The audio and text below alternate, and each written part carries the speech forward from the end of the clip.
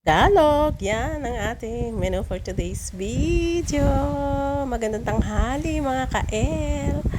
Tara na't umpisahan na natin ang paggigisa. Siyempre, sa aking maliit na pressure cooker, maggigisa lang tayo ng bawang at sibuyas. Yan. Naglagay na ako ng mantika.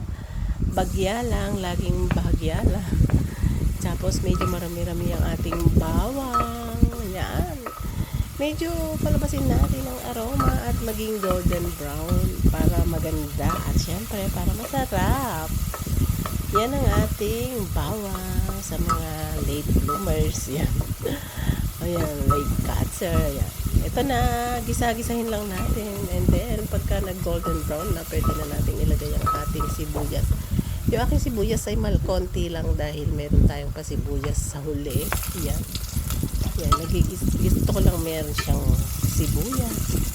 Yan, gisahin na natin. At yung aking beef nga pala ay in-slice ko na ng manipis. Tapos medyo, alam mo na, chop mo na konti. And then, minarinate ko na sa kalamansi at toyo, paminta. Yan, ganyan lang ako mag-stick. Yung iba, piniprito pa. Ako hindi, diretso na. Siguro mga almost 1 hour ko siyang minarinate. Ganyan. Ayan na siya. Tapos gigisahin lang natin.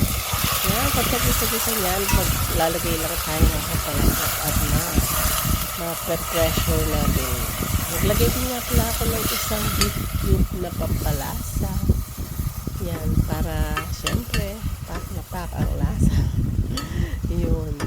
Pagkagisa na, tangkutsado na, pwede nang lagyan ng sabaw para pag pinresyo mo, hindi siya masusunog.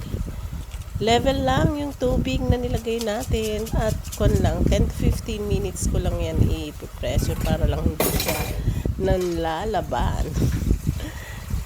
Yun, gano'n. Hindi naglalaban-laban yung pwede pag kumagat ka, hindi nag-rubberize. Yun, hindi nababalik-balik. Hindi mo na pipiliting i-grind, konting kain-kain lang yan. Tapos ganyan lang siya. O, diba? Napaka yummy na siya tignan. And then pag nalagyan mo siya ng sabaw, ay ipipressure natin siya ng 10 to 15 minutes. And then this is it na, our finished product. Ang bilis na transition. Ito na po ang ating bistek Tagalog. Ganun lang kasi kasimple pag medyo lumambot na, and then konting sangkutsa na lang, lalagay mo na yung sibuyas na puti.